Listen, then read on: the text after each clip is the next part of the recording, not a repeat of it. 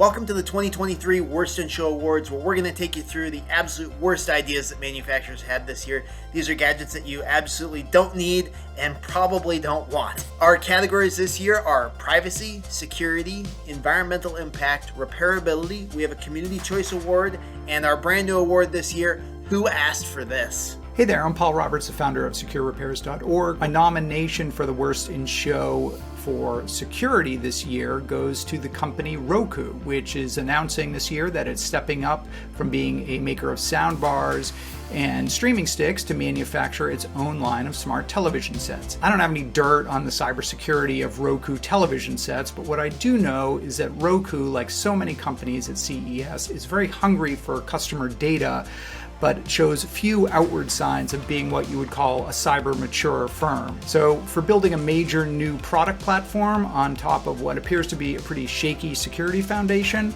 Roku is this year's recipient of the Worst in Show for cybersecurity at CES. The idea of a TV that weighs less than 20 pounds that can adhere to any surface sounds like a great new product, until you get to how it powers itself.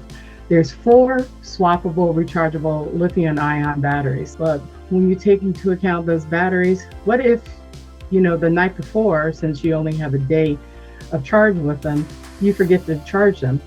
What happens when the batteries die? That's why the displaced window TV is the environmental impact winner.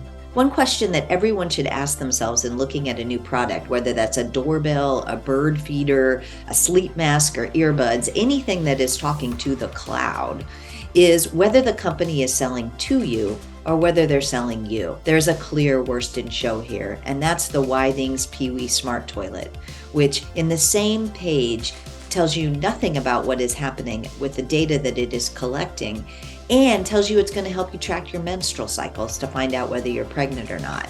Have these people not heard of the U.S. Supreme Court and its decision in Dobbs this past year? For a company that claims to be trying to help you with your health, well, that strikes me as malpractice.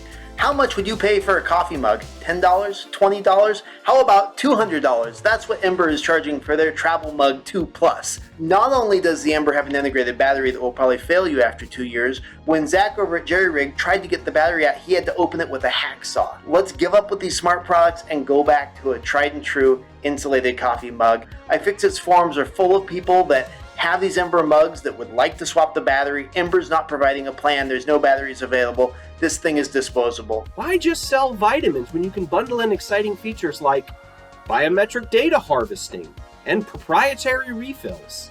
This brings me to my Who Asked for This award, which goes to the Skin 360 Skin Stacks from Neutrogena. This product takes a detailed scan of your face and prescribes you some kind of nutrient regime, which it then 3D prints into gummies, which you can buy for $50 a month. I'm trying to figure out what the worst product to come out of CES was.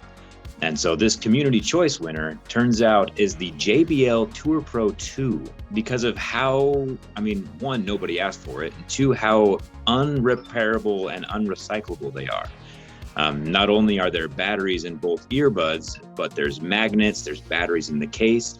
And I think the kicker is the 1.5-inch touch LCD screen on the side. My name is Gay Gordon Byrne. I'm the Executive Director of the Digital Right to Repair Coalition, otherwise known as repair.org. The winner, by 55% of the entire category, it really wasn't even close, was the Withings P-Reading Smart Toilet, which for so many reasons could have won in pretty much any category. The real message for me is that everybody that is looking at these horrible things, they're going to break, they're not going to be supportable, they're bad for the environment. How can we create change that will mitigate those damages? And one of the most obvious ways is to make sure that even if something is made like junk, that we can at least repair it.